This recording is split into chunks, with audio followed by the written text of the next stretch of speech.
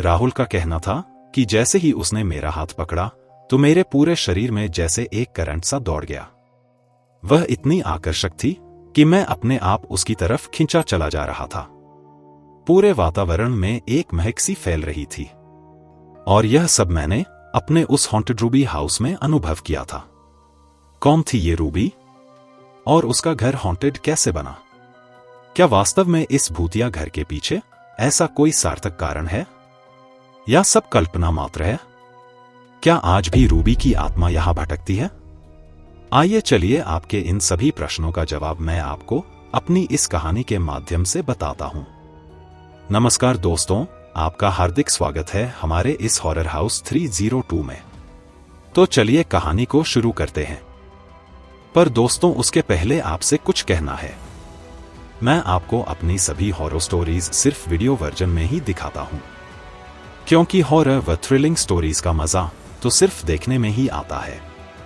पहले आप अपने कई घंटे कहानी सुनने में बर्बाद करो, उस पर कहानी की पूरी कल्पना भी स्वयं ही करो।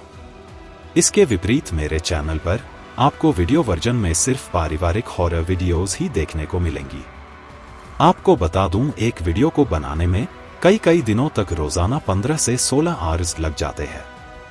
इसीलिए आपसे निवेदन है कि वीडियो को पुनः आगे देखने से पहले अगर सब्सक्राइब नहीं किया है तो तुरंत सब्सक्राइब करके हमारे हॉरर हाउस परिवार का आजीवन हिस्सा बन जाइए, ताकि हर नया वीडियो सबसे पहले आप तक पहुंचे।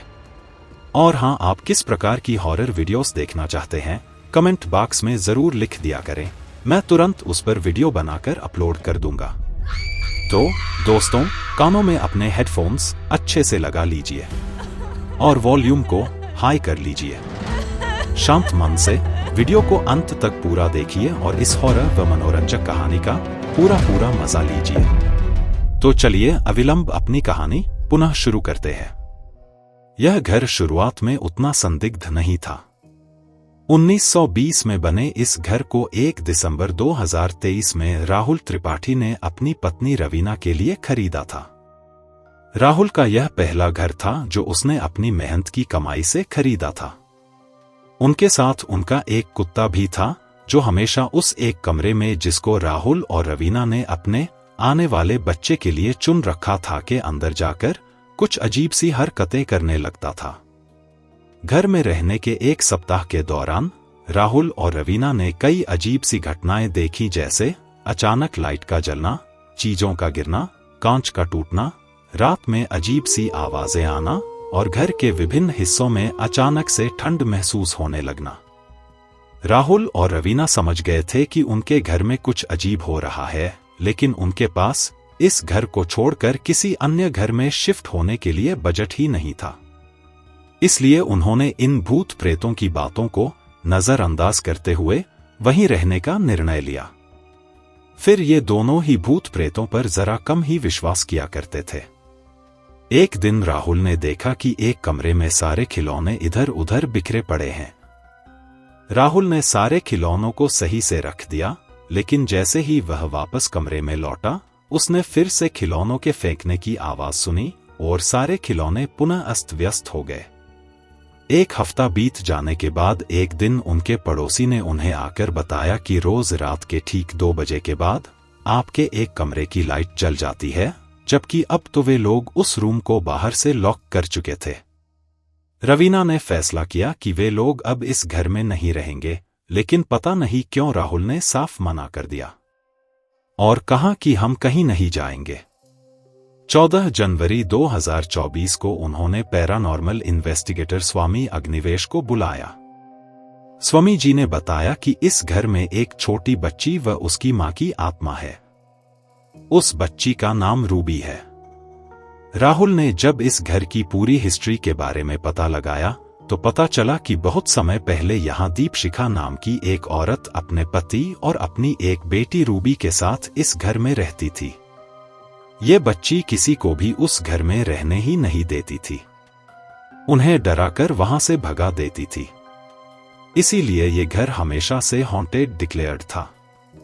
राहुल और रवीना ने सोचा कि बच्ची की आत्मा ही तो है, उसके साथ रह लेंगे, क्योंकि उसकी मां दीपशिखा और पिता आज तक किसी को भी एक बार भी नहीं दिखे थे। एक सप्ताह बाद राहुल से मिलने एक व्यक्ति आया जो पहले कभी इस घर में रह चुका था और उसने बताया कि उसकी बच्ची ने इस घर में एक बार एक इमेजिनरी फ्रेंड की तस्वीर बनाई थी। वह तस्वीर एक छोटी बच्ची की थी जिसने सफेद गाउन पहन रखा था। उसने राहुल को भी वो तस्वीर दिखाई। एक रात 3 बजे राहुल को अचानक से वही बच्ची दिखाई दी। वह आधी ट्रांसपेरेंट थी, लेकिन उसने राहुल को कोई नुकसान नहीं पहुंचाया। राहुल ने भी उसे इग्नोर कर दिया। एक बार रात के 1 बजे पायल के घुंघरू की धीमी धीमी आवाज सुनाई दी। जब राहुल ने उस आवाज का पीछा किया तो उसने देखा कि उस घर के बागीचे में एक औरत एक खूबसूरत व्हाइट ड्रेस में धीमे धीमे चलते हुए कहीं जा रही थी। राहुल तेजी से सीढ़ियों से नीचे उतरते हुए सीधे उस औरत के पास चला गया और सीधे उसके सामने जाकर खड़ा हो गया। राहुल को उससे जरा भी भय नहीं लग रहा था, जबकि वो अच्छे से जानता था कि वो औरत भूत है। फिर भी उस पर मोहित हो गया। राहुल ने पूछा, आप कौन है? तब तक वो छोटी बच्ची रूबी भी वहां आ गई और अपनी मां से लिपट गई। तो उस औरत ने कहा कि मेरा नाम दीपशिखा है और ये जो बच्ची है ये मेरी बेटी है। काफी पहले ये घर मेरे पति ने मेरे लिए खरीदा था। हम तीनों ही बहुत अच्छे से यहां अपना जीवन जी रहे थे। तभी एक दिन कुछ लोग हमारे घर घुस आए और जबरन हमें यह घर तुरंत खाली करने को कह रहे थे। मेरे पति से भी मार पीट करने लगे और बातों ही बातों में उन लोगों ने हम तीनों को ही गोली मार दी। हम तीनों की ही मृत्यु हो गई। तब से हम मां और बेटी तो यही हैं, परंतु मेरे पति पता नहीं कहां चले गए। हमने बहुत ढूंढा परंतु वो कहीं नहीं मिले। राहुल ने कहा कि तो क्या भूत भी गुम हो जाते हैं? तो दीपशिखा ने कहा कि कई बार मरने के बाद आपको यम के गणों द्वारा जबरदस्ती यहां से ले जा लिया जाता है। मेरे पति को मात्र 8 घंटे के बाद ही प्रेत योनि से मुक्ति मिल गई और उनका ता कहीं जन्म भी हो चुका है। तो फिर आप दोनों को वो कभी नहीं मिले? तो उसने कहा, नहीं। तो आप तो एक आत्मा स्वरूप में हैं, आप तो जानती ही होंगी कि आपके पति अभी कहां है। दीपशिखा ने कहा, अभी तक उनके कई जन्म हो चुके हैं, पर उनके इस जन्म में ही मेरी उनसे मुलाकात हो पाई है, खासकर जब उन्होंने ये घर खरीदा। अगर वह साथ इस प्रेत योनि में होते तो हम तीनों पूरे संसार में कहीं भी जा सकते थे, परंतु पिछले कई दशकों से हम दोनों मां और बेटी इस घर में कैद होकर रह गए हैं। राहुल उदास हो गया और मायूसी से पूछा कि क्या आप अब भी अपने पति से उतना ही प्यार करती हैं? तो दीपशिखा ने कहा, हां, वो भी आपको इतना ही प्यार करते हैं। तो उसने कहा कि उनका जन्म होने की वजह से उन्हें मैं कैसे याद रह सकती हूं, परंतु वो किसी भी जन्म में अपनी वर्तमान पत्नी से लव ही नहीं कर पाए, जैसे उन्हें किसी और का इंतजार हो। राहुल दीपशिखा के पास बरबस ही खिंचता चला जा रहा था और अचानक से राहुल ने दीपशिखा को गले लगा लिया। गले लगाते ही वो मानो किसी और ही दुनिया में चला गया हो। राहुल ने कहा, मुझे आपसे दूर होने का मन ही नहीं कर रहा। ऐसा लग रहा है जैसे मैं तुम्हें वर्षों से जानता हूं। तुम्हारी ये महक मुझे पता नहीं क्यों जानी पहचानी सी लगती है। ऐसा लग रहा है कि मैं भी मरकर भूत बन जाऊं और हमेशा के लिए तुम्हारे पास ही रहूं। दीपशिखा ने भी राहुल को हग कर लिया। कुछ पलों ही बाद दीपशिखा ने कहा कि आज मैं यकीन से कह सकती हूं कि वो आज भी मुझे उतना ही प्यार करते हैं। राहुल ने कहा, वो कैसे? आप अपने को ही देखो, आपने मुझे आत्मा जानते हुए भी ना सिर्फ गले लगा लिया बल्कि मेरे साथ मरकर भूत बनने को भी तैयार हो। यही तो सच्चा प्यार है। फिर इस स्टेज में मैं यह भी जानती हूं कि आप ही मेरे पति हैं, जो इस जन्म में मेरे पास इस घर में आ ही गए। हर व्यक्ति का एक सोलमेट होता है, जिससे मिलते ही उसे सब कुछ मिल जाने का, एक पूर्णता का एहसास हो जाता है।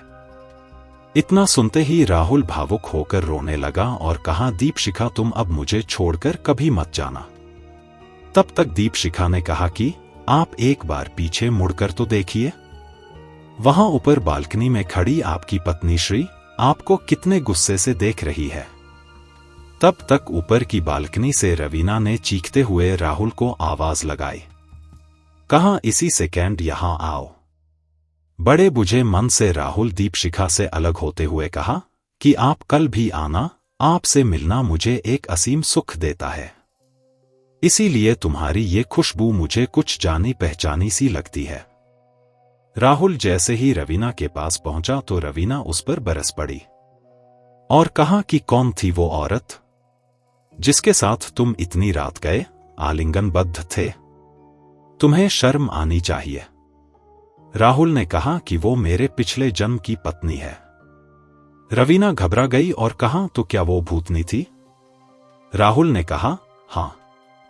तुम एक प्रेतनी के गले कैसे लग गए? क्या तुम्हें डर नहीं लगा? तो राहुल ने कहा बिल्कुल नहीं, और मैं अब हमेशा उसी के साथ उसके पास ही रहना चाहता हूं। रवीना ने कहा कि क्या तुम पागल हो गए हो? ये प्रेतनी ऐसी ही होती हैं, झूठ फरेब बोलकर तुम्हें अपने जाल में फांस लिया है। और तुम हो कि मेरे होते हुए भी उस प्रेतनी के साथ मरकर भूत बनने को तैयार हो। राहुल ने कहा हां, यानी तुम्हें मुझसे कोई मोहब्बत नहीं है?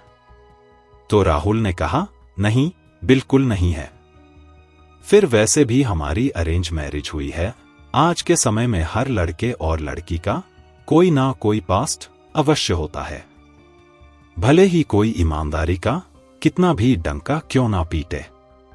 तो फिर तो तुम भी सेकंड हैंड ही होगे?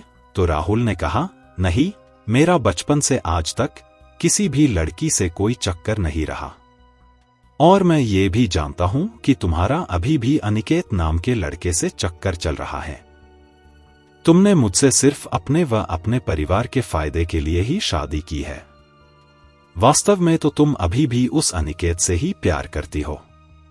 मैंने तुम्हारे कई मैसेजेस पढ़े हैं। तो तुम मेरा मोबाइल भी चेक करते रहे हो?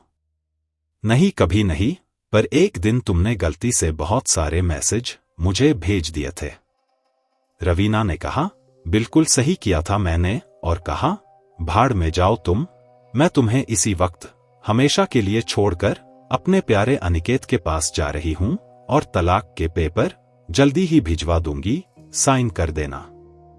और हां, तुम यही मरो इसी प्रेतनी चुड़ैलन के साथ, एक दिन बहुत पछताओगे। राहुल ने कहा तुम अपनी सोचो, कहीं वापस जाने के बाद अनिकेत भी तुम्हें लात ना मार दे। रवीना अपना पूरा सामान लेकर हमेशा के लिए राहुल की जिंदगी से दूर चली गई। अगली रात राहुल जब सो रहा था तो रात के ठीक 2 बजे कि जैसे ही दीपशिखा ने राहुल का हाथ पकड़ा तो सुषुप्त अवस्था में भी राहुल के पूरे शरीर में जैसे एक करंट सा दौड़ गया था। उसने आंखें खोली तो दीपशिखा थी। उसका आकर्षण इतना तेज था कि वह राहुल को अपनी ओर खींचती चली जा रही थी। वह बहुत ज्यादा सौम्य व काम लग रही थी। उसकी खुशबू से पूरा कमरा महक रहा था। उसका हाथ पकड़कर वो उसे बालकनी में ले गई, जहां वे दोनों एक डिनर टेबल पर बैठ गए। तो दीपशिखा ने कहा सब ठीक तो है ना? तो राहुल ने कहा रवीना, मेरी बेइज्जती करते हुए मुझे व मेरे इस घर को हमेशा के लिए छोड़ गई। दीपशिखा ने कहा कि मुझे पता है। इतना कहते हुए उसने राहुल को हग कर लिया। राहुल की आंखों में आंसू थे। दीपशिखा ने राहुल से कहा कि कोई बात नहीं, आप मेरे साथ चलो, वहां हम हमेशा एक साथ रहेंगे और हमें कोई भी जुदा नहीं कर सकता। तो राहुल ने कहा नहीं, बिल्कुल नहीं, क्योंकि इस बात की क्या गारंटी कि मरने के बाद भी मैं तुम्हारे साथ रह सकूंगा? क्योंकि अगर फिर से यम के वे गण मुझे लेकर चले गए तो इससे तो लाख बेहतर है कि मैं रोज रात तुमसे यूं ही ताउम्र मिलता रहूं। फिर जब भी मेरी स्वाभाविक मृत्यु होगी तो हम दोनों हमेशा के लिए एक हो जाएंगे, क्योंकि हमारे शास्त्रों में साफ साफ लिखा है कि कोई भी व्यक्ति अगर ताउम्र किसी से इतना प्यार करता है कि पूरा जीवन उसी के नाम पर अकेला रह जाता है, तो वह स्त्री या पुरुष उसे अगले जन्म में पति या पत्नी के रूप में अवश्य मिलती है। और मेरे ऐसा करने मात्र से ही तुम्हें हमेशा के लिए इस प्रेत योनि से मुक्ति मिल सकेगी, अन्यथा नहीं। दीपशिखा ने कहा, मुझे मंजूर है। और दोनों ही एक दूसरे के गले लग गए। और राहुल पूरी उम्र उसी घर में रहते हुए दीपशिखा के साथ बकायदा एक पति पत्नी के रूप में रहने लगा। राहुल की स्वाभाविक मृत्यु के पलों के अंतिम 10 दिन जब वो बिस्तर से उठ भी नहीं पाता था, तब दीपशिखा ही उसकी पूरी देखभाल करती थी, जैसे एक जीवित पत्नी करती है। इस प्रकार अकेले पूरा जीवन काटने के बाद भी मृत्यु के समय होने वाली कोई भी परेशानी राहुल को भोगनी ही नहीं पड़ी। दीपशिखा ने एक सच्ची पत्नी के रूप में उसकी पूरी सेवा की, और इस प्रकार दोनों आने वाले हर जन्मों के लिए एक हो गए थे। उनकी बेटी भी अगले जन्म में उनकी पुत्री के रूप में जन्म लिया। परंतु हर जन्मों का साथ तो सिर्फ सच्चे प्यार करने वाले पति पत्नी को ही मिलता है, बच्चे तो हर जन्मों में बदलते रहते हैं, यही प्रकृति का नियम है। परंतु राहुल और दीपशिखा कई वर्षों के वियोग के बाद अब हर जन्म के लिए एक हो चुके थे।